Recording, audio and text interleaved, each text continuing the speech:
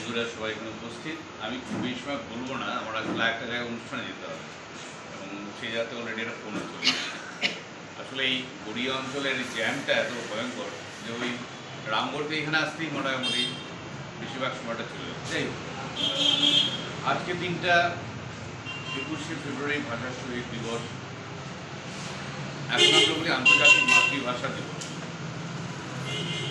একটা সময় বলা হতো বাংলা ভাষা শহীদ দিবস, রাষ্ট্রভাষা দিবস। আমার নিজের সৌভাগ্য হয়েছে 1999 সালে, 2000 সালে, 2001 সালে পরপর 3বার 21শে ফেব্রুয়ারি ঢাকায় গিয়েছি। এরপরেও আরও বার কয়েক গিয়েছি, কিন্তু প্রথম এই 3বার যাওয়াটা সেটাই আমার মনের মধ্যে একটা গভীর ছাপ রেখেছে এবং তার থেকে আমি অনুধাবন করতে পেরেছি যে 21শে ফেব্রুয়ারি আসলে বিষয়টা কী। আমরা ধরুন আজকে সকাল থেকে আমরা ফেসবুক যদি দেখি তো দেখবো আমরা এই 21শে ফেব্রুয়ারি নিয়ে নানাভাবে আমরা নানা মানুষ কথাবার্তা বলেছি। তো নানা মতের মানুষ তো নানা রকমভাবে বলবেন, কিন্তু আবার ধরুন বামপন্থীদের কথাও যদি বলি, আমরা 21শে ফেব্রুয়ারি কী করে দেখি এটাও একজন একইভাবে দেখি। কী বলছেন যে ওই একদিন 21শে ফেব্রুয়ারি করবে, ছেলেমেয়েকে ইংরেজি মিডিয়ামে পড়াবে, ঠিকই। কারো কাছে বিষয়টা হচ্ছে যে কোন মিডিয়ামে পড়া, কারো কাছে হচ্ছে যে আজকের দিনের বাংলার খাবারটা মানে খাবার, এক ধরনের বাঙালিত্বের উদযাপন। 21শে ফেব্রুয়ারি হয়তো এটা সত্যি, এটাও, কিন্তু শুধু এটা আমি যখন আমার মনে আছে আমাদের এই বাংলায় এই 21শে ফেব্রুয়ারি সম্পর্কে আমাদের সচেতনতা পুরনো নয়। 1952 সালে 21শে ফেব্রুয়ারি ঘটনা ঘটেছে, কিন্তু পশ্চিমবাংলায় এভাবে পাড়ায় পাড়ায় 21শে ফেব্রুয়ারি উদযাপন এটা খুব বেশি পুরনো নয়। আজ থেকে 30 বছর আগেও, 25-30 বছর আগেও খুব ব্যাপকভাবে 21শে ফেব্রুয়ারি উদযাপিত হতো না। 21শে ফেব্রুয়ারি কি আমরা জানতাম না। আমি নিজে বলছি, আমার নিজেরই সাধারণত মানুষ, আমি আমার কৈশোরের শেষ দিকে আমার মনে আছে আনন্দবাজার পত্রিকায় একটা রোববার না শনিবারের একটা ক্রোড়পত্রে এটা বেরিয়েছিল যে আমার ভাইয়ের রক্তে রাঙানো 21শে ফেব্রুয়ারি আমি কি বুঝতে পারি, এরকমটা লেখা ছিল এবং তার সঙ্গে ছবি ছিল যে ঢাকার শহীদ মিনারে, সেই যে বিখ্যাত শহীদ মিনার তার, এবং রাষ্ট্রভাষা বাংলা চাই এটা লেখা। এর থেকে প্রথম আমি 21শে ফেব্রুয়ারি সম্বন্ধে জানি। সেটা তো অনেকটা বড়ই হয়েছে, কারণ আমার কৈশোর শেষ, যৌবন শুরু হচ্ছে তখন, এবং তখন এটা নিয়ে খুব বেশি উদযাপন কোথাও হয় জানতাম। তখন একটা বুঝলাম যে এটা 21শে ফেব্রুয়ারি হচ্ছে একটা বাংলা ভাষার বিষয়। তা আমার বাড়ি ছিল আসামের শিলচর। আমাদের বরাক উপত্যকায় শিলচরে একটা ভাষা আন্দোলন আছে। 1961 19শে মেতে 11 জন মারা গেছেন, 72 সালে একজন মারা গেছেন, 86 সালে 2 জন মারা গেছেন, 94 সালে একজন মারা গেছেন, একটা ব্যস্ত ভাষা আন্দোলন। তো আমার ছোটোবেলায় 72-এ আমি যখন ছোটো ছিলাম তখন 19শে মে ভাষার শহীদ দিবস উদযাপন দেখেছি। 72-এ ভাষার শহীদ যিনি মারা গিয়েছিলেন তিনি বামপন্থী আন্দোলনের কর্মী ছিলেন, ডিওয়াইএফের প্রেসিডেন্ট ছিলেন 72-এ। তার মৃত্যুর ঘটনা, মৃত্যুর প্রতিবাদে মিছিলে বালক আমি হেঁটেছি। আমার বাবা ম্যাজিস্ট্রেটের চাকরি করতেন, কমরেড বাসু চক্রবর্তী মৃত্যুকালীন জগন্মোহনী আমার বাবাই নিয়েছিল। তাকে খুন করেছিল কংগ্রেসি গুন্ডারা এবং ইমার্জেন্সির সময় তার যাবজ্জীবন কারাদণ্ড আছে। ইমার্জেন্সির সময় বিশেষ মামলা তুলে সিদ্ধার্থ শঙ্কর রায়রা উকিল দিয়ে তাদেরকে ছাড়িয়ে দেয় এবং সেই শহীদের হত্যাকারী পরবর্তীতে এমএলএও। যাই হোক, তা আমার কাছে ভাষা আন্দোলন বলতে আমি বরাক উপত্যকায় না, আমি তখন ঢাকার কথা জানতাম। বুঝলাম যে আমাদের মতোই একটা ভাষা আন্দোলন। 1999 সালে আমি 21শে ফেব্রুয়ারি ঢাকায় যাই। 21শে ফেব্রুয়ারি ঘটনা 20 তারিখ বিকেলবেলা ঢাকায় পৌঁছে। আমাদের সবাই বলেছিল যে এটা একটা ঐতিহাসিক ব্যাপার। ঢাকাতে যেটা হয়, রাত্রি 8টা থেকে মোটামুটি 20 ফেব্রুয়ারি শহীদ মিনার 4-5 কিলোমিটার রেডিয়াস করে মানুষ সারিবদ্ধ হয়ে যায় এবং সেখানে ফুল টুল নিয়ে দাঁড়ায়। এবং রাত্রি 12টা 1 মিনিটে প্রথমে দেশের রাষ্ট্রপতি ফুল দেন, তারপর প্রধানমন্ত্রী, তারপর বিরোধী দলীয় মন্ত্রী, তারপরে সংসদের স্পিকার, তারপরে মন্ত্রিসভার সদস্য, বিভিন্ন কূটনৈতিক মিশনের লোকেরা, তারপরে জনগণ। তো আমরা 8টার সময় গিয়ে লাইন দিয়েছিলাম। ওখানে অন্তত 2 কিলোমিটার ধরে রাস্তায় আলপনা দেওয়া থাকে। চারুকলা ইনস্টিটিউটের ছাত্রছাত্রীরা এর আগে 4-5 দিন ধরে আলপনা দেয়। তারপর খালি পায়ে যেতে হবে। ওইখানে পাশে পাওয়া যায়, বিক্রি করে পলিথিনের প্যাকেট, তার মধ্যে চুরিটা ভরে হেঁটে হেঁটে।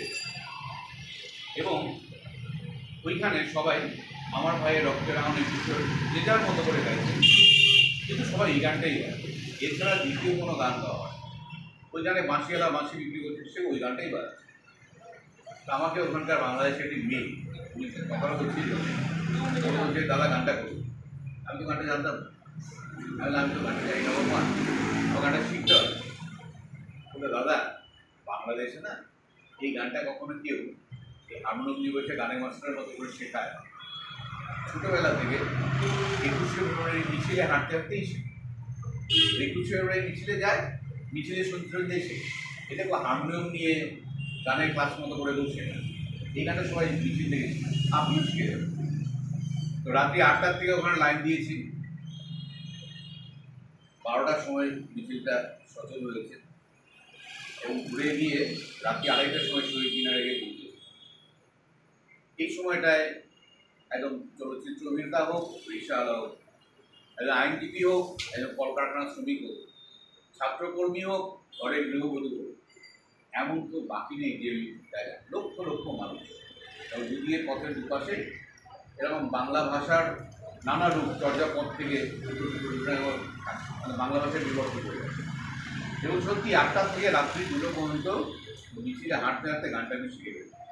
এবং আমার জীবনের প্রথম এবং একমাত্র একই গান দেখে আমি একটি মিছিল থেকে শিখেছি। ওইখানে হাঁটতে হাঁটতে আমার অনুভব হতো যে ইংরেজিতে বলি কথাটা, what does it mean to be a Bengali, Bangali বলতে কি বোঝায়, এটা ওই 21শে মিছিলে না গেলে বোঝা যায়। এবং আমি তখন অনুভব করি একজন ধর্মপ্রাণ মুসলমান যেমন মক্কায় যায়, হিন্দু গয়া গঙ্গা বারাণসী যায়, এবং খ্রিস্টান ভ্যাটিকান যায়, বাঙালি হিসেবে যদি কোনো তীর্থস্থান থাকে সেটা হচ্ছে 21শে ঢাকা। ওখানে গেলে বোঝা যায় যে বাঙালিত্ব কথাটার গভীরতা এবং ব্যাপকতা। ওই সময় একজন বিশ্ববিদ্যালয়ের উপাচার্য এটি সবাই একটি কথা বলে, সেই কথাটা আমি চমকে। সেখান থেকে 21 সম্পর্কে আমার ধারণা যে 21 বাঙালির ঘরে ফেরার দিন। বাঙালি ঘরে ফেরার দিন মানে বাঙালি কোথায় গিয়েছে? তারপর বললেন 21 বাঙালি মুসলমানের ঘরে ফেরার দিন। তারপরে বললেন 21 বাংলাদেশের ঘরে ফেরার দিন। তাহলে কি বলছে? 1947-এ বাঙালির একটা অংশ, অর্থাৎ বাঙালি মুসলমান, সে দ্বিজাতি তত্ত্বের ভিত্তিতে তার ঘরের ভেতরের খাতাকে ভুলে গিয়ে ধর্মের ভিত্তিতে জাতীয়তার কথা ভেবে সে একটা রাষ্ট্র গঠনে দিয়ে গেছিল, পাকিস্তান রাষ্ট্রের ধর্মের ভিত্তিতে রাষ্ট্র। 21 তাকে প্রথম বুঝিয়ে দেয় যে জাতীয়তা ধর্ম দিয়ে হয় না, ভাষা দিয়ে হয়। সে আবার ঘরে ফিরে আসে, অর্থাৎ সে আবার তার নিজের ঘরের ভাইয়ের সাথে ভাতৃত্ব করবে। ফলে 21 হচ্ছে অসাম্প্রদায়িক বাঙালিত্বের দিন, অর্থাৎ বাঙালিত্বের একটা অসাম্প্রদায়িক একটা চেতনা, হিন্দু মুসলমান খ্রিস্টান বৌদ্ধ নির্বিশেষে 21 এটাই শেখায়। তো তখন আমরা বুঝলাম 21টা শুধু ভাষা নয়, 21টা একটা অসাম্প্রদায়িক চেতনার কথা। 21 ফেব্রুয়ারি একটা অসাম্প্রদায়িক চেতনার কথা। এবং 21কে ভিত্তি করে পরবর্তী বাংলাদেশে 1 বৈশাখ একটা ধর্মের বাইরে গিয়ে সাংস্কৃতিক উৎসব হিসেবে, বিশাল উৎসব হিসেবে পরিগণিত হয় এবং তার মধ্যে একটা বাঙালিত্ব উদযাপন হয়। অর্থাৎ 21 একটা অসাম্প্রদায়িক চেতনার দিন, সাম্প্রদায়িকতা বিরোধী দিন, জাতি তত্ত্ব বিরোধী দিন। অর্থাৎ শুধু ভাষা নয়, শুধু অ ক খ বর্ণমালা নয়, একটা অসাম্প্রদায়িক চেতনার কথা। 2000 সালে আমি বাংলাদেশে আবার 21 ফেব্রুয়ারি যাই, সেবার আন্তর্জাতিক মাতৃভাষা দিবস হিসেবে ঘোষিত হয়ে গেছে। সেখানে শাহবাগে দাঁড়িয়ে দেখলাম বিশাল একটা ফেস্টুন। সেই ফেস্টুনটার মধ্যে রাষ্ট্রসংঘ স্বীকৃত সমস্ত ভাষায় লেখা আছে, ভালোবাসি বাংলা ভাষা, ভালোবাসি বিশ্বজনের মাতৃভাষা। এই কথাটাই বিভিন্ন ভাষায় লেখা আছে। তার মানে তো বোঝা গেল 21টা তখন আর শুধুমাত্র বাংলা ভাষাও রইল না, অসাম্প্রদায়িক বাঙালিত্ব রইল না, সারা পৃথিবীর সমস্ত মানুষের মাতৃভাষার চেতনার কথা। প্রত্যেকে নিজের মাতৃভাষায় তার চর্চা করতে পারবে তার কথা। এবং সেটা দাঁড়ালো 2000 সালে সে আন্তর্জাতিক মাতৃভাষা দিবস হওয়ার পর যেটা দাঁড়ালো 1952 সালে উর্দু ভাষা চাপিয়ে দেওয়ার বিরুদ্ধে লড়াই থেকে যে 21শে ফেব্রুয়ারি জন্ম, ইউনেস্কোর ঘোষণার পর সেই পশ্চিম পাকিস্তানের বিভিন্ন ভাষাগোষ্ঠীও 21 পালন করে, কারণ এটা তার নিজের মাতৃভাষার প্রশ্ন দাঁড়িয়ে আছে। এটা তো আমরা বাংলার প্রশ্ন। অর্থাৎ এই সারা পৃথিবীর যে ভাষা বৈচিত্র্য আছে সেই ভাষার বৈচিত্র্যকে রক্ষা করার দিন হচ্ছে 21। এবারে আমরা অনেকেই মনে করি ভাষা আন্দোলন মনে হচ্ছে যে 21শে ফেব্রুয়ারি, এখন ভারতবর্ষ অনেকে 19শে মের কথা জানে। অনেক বাঙালি আছেন খুব গর্ব করে বলেন ভাষার জন্য তো বাঙালিই লড়েছে, ভাষার জন্য তো বাঙালিই বুকে রক্ত দিয়েছে, ফলে আমরাই ভাষার জন্য লড়েছি, আর কেউ লড়াই। এই কথাটা সত্য না। সত্য না এই জন্যে ভাষার লড়াইটাও একমাত্র বাঙালি লড়েনি, ভাষার জন্য একমাত্র বাঙালি রক্ত দেয়। আসলে আমাদের দেশটা এই যে ভাষা সংক্রান্ত যে সমস্যা, একটা ভাষা অন্য ভাষার মানুষের উপর চাপিয়ে দেওয়া, এই যে বিষয়, এই রাজনীতিটার জন্ম অনেক আগে, এবং এই রাজনীতিটার জন্মের একটা রাজনৈতিক ইতিহাস। 1857 সালে, যেটাকে আমরা সিপাহী বিদ্রোহ বলে ব্রিটিশ ঐতিহাসিকদের চোখে, যেটা আসলে ভারতবর্ষের প্রথম জাতীয় স্বাধীনতার সংগ্রাম, সেই সংগ্রামে ভারতবর্ষে হিন্দু মুসলমান ঐক্যবদ্ধভাবে লড়াই করেছে। এবং ব্রিটিশের সারা পৃথিবী জুড়ে পরিবেশে এত বড় প্রতিরোধের মুখোমুখি তারা কোথাও হয়নি। কিন্তু ব্রিটিশ শুধুমাত্র জয়ী হয়েছিল জন্যে তার কাছে উন্নত অস্ত্র ছিল, উন্নত অস্ত্রের জোরে ব্রিটিশ জয়ী হয়। সেই ভারতের জাতীয় মহাবিদ্রোহ চলাকালীন ইংল্যান্ডের সংবাদপত্রগুলি এবং ভারতবর্ষের ব্রিটিশ প্রভাবিত সংবাদপত্রগুলি একটা কথা বারবার লিখেছিল যে এই যে ভারতবর্ষের মানুষের যে ঐক্যবদ্ধ প্রতিরোধ আন্দোলন হলো, এইবার আমরা উন্নত অস্ত্রের জন্য জয়ী হচ্ছে কি, কিন্তু দ্বিতীয়বার যদি এটা হয় তবে ব্রিটিশরা আর জিততে পারবে না। ফলে ব্রিটিশদেরকে যদি ভারতবর্ষের তার শাসনকে স্থায়ী করতে হয়, ভারতবর্ষের ঐক্যটার মধ্যে একটা মাঝখানে একটা বিভেদ আনতে হয়। এই ঐক্যবদ্ধ ভারতবর্ষে যদি থাকে তা সম্ভব নয়। এবং সেই তারপর পরেই শুরু হয় যে ব্রিটিশের ডিভাইড অ্যান্ড রুল যাকে বলে, একটু বাবা আসতে কথা বলো না, ডিভাইড অ্যান্ড রুল যাকে বলে, ভাগ করে শোষণ করো। এবং এই ভাগ করে শোষণ করে থেকে প্রথম যে জিনিসটা আছে, এই যে হিন্দু মুসলমানকে ভাগ করার জন্যে ব্রিটিশ প্রথম যে পদক্ষেপ নেয় সেটা হচ্ছে হিন্দি আর উর্দু ভাষার মধ্যে দ্বন্দ্ব সৃষ্টি। এর আগে হিন্দি আর উর্দু কোনো আলাদা ভাষা ছিল না, দুটো মিলিয়ে একটাই ভাষা ছিল। হিন্দিকেও হিন্দি ভাষা বলতো না, উর্দুকেও উর্দু ভাষা বলতো না, তাকে কখনো হিন্দি বলতো, কখনো খড়ি বলি বলতো, কখনো হিন্দুস্তানি বলতো, এমন আলাদা বলে ছিল না। এবং কোথাও কেউ এই ভাষাটাকে দেবনাগরী হরফে লিখত, কেউ ফার্সি হরফে লিখত, তার একটা মাত্র হরফও ছিল। সেই তারপর শুরু হলো ব্রিটিশদের উদ্যোগে হিন্দুদের জন্যে দেবনাগরী হরফে হিন্দুস্তানি ভাষাকে একটু সংস্কৃত করে তার নাম হিন্দি দেওয়া, মুসলমানদের জন্য ফার্সি হরফে তার মধ্যে একটা ফার্সি করে একটা আলাদা ভাষা উর্দু করা। এবং এই হিন্দি এবং উর্দুর যে বিভাজন, এই তার মধ্যে বিভাজনের মাধ্যমে হিন্দু মুসলমানের বিভাজনের সৃষ্টি করে এই রাজনীতি শুরু হয়। এবং তাকে কেন্দ্র করেই ঊনবিংশ শতকেই এই হিন্দু মৌলবাদীদের উত্থান, মুসলিম সাম্প্রদায়িকতাবাদের উত্থান। এবং তারপর থেকে ভারতবর্ষের রাজনীতি, হিন্দু রাজনীতি এক ধরনের হিন্দি ভাষা, মুসলিম রাজনীতি এক ধরনের উর্দু ভাষা, এই কেন্দ্রতে চলতে হয়। কিন্তু ভারতবর্ষকে বহু ভাষার দেশ, এই সত্যটা বিস্তৃত হয়ে যায়। এবং 1937 সালে ব্রিটিশ আমলে যখন সারা ভারতবর্ষের প্রাদেশিক নির্বাচন হয়, তখন কংগ্রেসের মধ্যে আলোচনা হতে থাকে যে হিন্দিকেই সারা দেশের ভাষা করতে হবে। সুতরাং আমরা কেউ কোনো না সংস্কৃতকে পড়ি, হিন্দি না সংস্কৃত। তখন মাদ্রাজ, তখনকার তামিলনাড়ু মাদ্রাজ রাজ্যে সেখানকার কংগ্রেস সরকার হিন্দিকে একমাত্র রাজ্য ভাষা হিসেবে ঘোষণা করে দেয়। এবং তার প্রতিবাদে সেখানকার মানুষ আন্দোলনে গড়ে ওঠে এবং সেখানে পুলিশের গুলি চালনায় দুজন প্রাণ হারান। তারাই হচ্ছে ভারতবর্ষের প্রথম ভাষা শৈলী। বাঙালিদের অনেক আছে। তো 37 সালে তাদের আত্মত্যাগের বিনিময়ে সেই তামিলনাড়ুতে হিন্দি ভাষা চাপানোর সিদ্ধান্ত থেকে সরে আসে। এই হিন্দি ভাষা বিরোধী আন্দোলনটা পরবর্তীতে ব্রাহ্মণ্যবাদ বিরোধী আন্দোলনে পরিণত হয় এবং সেখান থেকেই দ্রাবিড় আন্দোলন, সেখান থেকে ডিএমকে দলের উৎপত্তি। ফলে এই যে আজকে ডিএমকে দল, সেই দলও একটা ভাষা আন্দোলন থেকেই জন্ম নেয়। এবং ভারতবর্ষ স্বাধীন হওয়ার পর, দুভাগ হওয়ার পর পাকিস্তানে ওখান, যেটা আমি তাড়াতাড়ি শেষ করে অনুষ্ঠানকে টাকা দিয়েছে, যেটা হয় যে ভারতবর্ষে কী ভাষা হয়, এবার কেউ বলেন ইংরেজি, কেউ বলেন হিন্দি, এবং এই ভাষাকে কেন্দ্র করে ভারতবর্ষে নানা জায়গায় অসন্তোষ দেখা দেয়। অন্ধ্রপ্রদেশে দেখা দেয়, আসামে দেখা দেয়, পশ্চিমবাংলার এই পুরুলিয়া যে অঞ্চল সেখানে দেখা দেয়, কর্ণাটকে দেখা দেয়, এবং নানা জায়গায় অসন্তোষ ছড়ায়। এই সেই অসন্তোষ, এবং একইভাবে পাকিস্তানেও হয়। পাকিস্তানে 8% মানুষ মাত্র উর্দু বলতো, 57% মানুষ বাংলা বলতো। এই 8% মানুষের উর্দু ভাষাকে চাপিয়ে দেওয়ার চেষ্টা হয়। তার বিরুদ্ধে বাঙালিরা সেখানে ভাষা আন্দোলন করেন এবং সেই ভাষা আন্দোলনের পরবর্তীতে স্বাধীন বাংলাদেশে ফিরে যায়। আমাদের দেশেও একইভাবে নানা রাজ্যের যে তার নিজের নিজের ভাষার অধিকারকে প্রতিষ্ঠিত করার জন্য আন্দোলন হয়। বরাক উপত্যকা ভাষা আন্দোলন, সেখানকার বরাক উপত্যকার বাংলা ভাষা সেখানকার ভাষায় স্বীকৃতি পায়।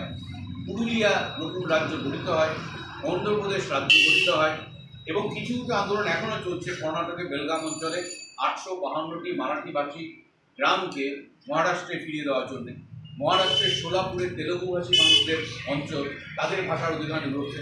ফলে এই যে ভাষার যে লড়াই, এই লড়াই সর্বত্র চলছে। ফলে 21শে ফেব্রুয়ারি মূলত যেটা বোঝায় একটা বহুভাষিক দেশ বা বহুভাষিক পরিমণ্ডলে প্রত্যেকের ভাষার লড়াই।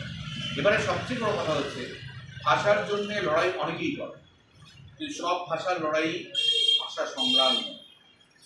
ভাষা সংগ্রাম তখনই সংগ্রাম যখন আমি আমার ভাষার জন্য লড়তে গিয়ে অপরের ভাষার অধিকারকে আমি কেড়ে গেলাম। যেমন আমাদের পশ্চিমবাংলা আজকাল কেউ কেউ বলছেন যে জোর করে সাঁওতালদেরকে বাংলা শিখতে হবে, নেপালিদেরকে বাংলা শিখতে হবে, বাংলা বাধ্যতামূলক করতে হবে। আসামে যেমন বলেছিল যে আন্দোলন হয়েছে যে অসমীয়া ভাষা বাধ্যতামূলক করতে হবে। অর্থাৎ অপরের মাতৃভাষার অধিকার কেড়ে নেওয়া। অপরের মাতৃভাষার অধিকার কেড়ে নেওয়া কখনো ভাষা আন্দোলন নয়। যে ভাষা আন্দোলন নিজের ভাষার অধিকার প্রতিষ্ঠা করতে গিয়ে অপরের ভাষার অধিকারকে কেড়ে নেয় না, তাকে আমরা ভাষা সংগ্রাম করি। 21শে ফেব্রুয়ারিকে আন্তর্জাতিক মাতৃভাষা দিবস এই জন্যই বলি আমরা, কারণ সে বহুভাষী পাকিস্তানে একটি ভাষার অধিকারকে প্রতিষ্ঠা করেছে। এবং আজকে বাংলাদেশে এই মুহূর্তে সেখানকার চাকমা, মণিপুরি, সাঁওতালি, অন্যান্য যে মারমা, এই ভাষা গোষ্ঠীগুলো ভাষার অধিকারের জন্য লড়াই করা হচ্ছে। এবং প্রতিটা ভাষাকে অধিকারকে এখনও তার অর্জিত হয়নি, এই লড়াইয়ের মধ্যেই 21 বেঁচে আছে। আমাদের দেশও মানে 2011 সালের সেন্সাসে কার কি মাতৃভাষা বলতে 19,000 ভাষা আমাদের দেশের মানুষ মাতৃভাষা বলছে। তার মধ্যে 148টি ভাষা হচ্ছে যার 10,000-এর বেশি মানুষ কথা বলে। তার মধ্যে 22টি ভাষা হচ্ছে আমাদের অষ্টম তফসিলি ভাষা, তার বাইরেও 99টা ভাষা রয়ে গেছে। ফলে এতগুলো ভাষার যে দেশ, সেখানে একটি ভাষা চাপিয়ে দেওয়া যায়। এবার এই ভাষার রাজনীতির সাথে পুঁজির একটা সম্পর্ক আছে। ভাষা যত কম হবে, সংস্কৃতি যত কম হবে, পণ্য উৎপাদন তত সহজ হয়। আজকে এই যে আমরা এই কন্যাটি সালোয়ার কামিজ পরে বসে আছি, আজকে থেকে 50 বছর আগে আমরা পশ্চিমবাংলার সালোয়ার কামিজ দেখতাম। অর্থাৎ এই সারা দেশে একটা পোশাককে সকলের পোশাক করে দেওয়া, এই যে একই ধরনের খাবার খাওয়া, একই ধরনের পোশাক, একই ভাষা, একই সংস্কৃতি, তাতে করে কী হয়, পণ্যের সংখ্যা কমে যায়। একই প্রোডাকশন ব্যবস্থায় একই পণ্য অনেক বেশি বড় বাজার পাওয়া যায়। সেই জন্য এই হিন্দি ভাষাকে চাপিয়ে দেওয়ার চেষ্টা এই জন্যই, কারণ ওই একটা ভাষার উপরে একটা চলচ্চিত্র শিল্প হোক, যাই হোক, সঙ্গীত শিল্প হোক, পোশাক হোক, খাওয়া দাওয়া হোক, খাদ্যাভ্যাস হোক, একটা বড় বাজার তৈরি হয়। এই যে 22শে জানুয়ারি এই যে রাম মন্দির হলো, দিকে দিকে কিন্তু রাম মন্দিরে গান বেজেছে, কিন্তু কোথাও কি বাংলায় কোনো গান বেজেছে? বাজে। কোথাও গুজরাটি, মারাঠি না, সব হিন্দি। অর্থাৎ এই সাম্প্রদায়িক রাজ্যে একটা ভাষা ধরে আছে, ওই একটা ভাষাই সর্বত্র চালায়। এবং আমাদের দেখা যাবে যে বিজ্ঞাপনের ভাষাতেও হিন্দি আছে, কারণ একটা ভাষাকে চাপিয়ে দেয়। ঠিক একেবারে সারা বিশ্বে যেমন one culture, one economy, one language, ইংরেজি ভাষা হলিউড কেন্দ্রিক কালচার সারা পৃথিবীতে এবং গ্লোবালাইজ ইকোনমি, তাতে করে বাজারটা বড় হয়। ফলে আমাদের গ্লোবালাইজেশনের বিরুদ্ধে যে লড়াই, নয়া উদারবাদের বিরুদ্ধে যে লড়াই, সেই লড়াইটা একসঙ্গে পৃথিবীর বহুত্বকে তুলে ধরার লড়াই।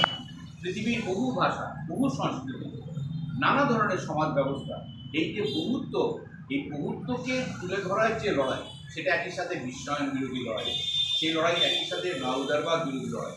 সেই জন্য আজকে পৃথিবীতে নয়া উদারবাদের বিরুদ্ধে লড়াইটা, বিশ্বায়ন বিরোধী লড়াইটা সাংস্কৃতিক লড়াই। নানা পৃথিবীর নানা লোক সংস্কৃতি, নানা ভাষা, নানা ধরনের সে সমাজ ব্যবস্থা, নানা সংস্কৃতি, নানা পোশাক, নানা আচ্ছাদন, সমস্ত কিছুকে তুলে ধরার যে লড়াই, সেই লড়াইটা মূলগতভাবে বিশ্বায়ন বিরোধী লড়াই। বিশ্বায়নটা সব কিছুকে এক মাপে করে দিয়েছে।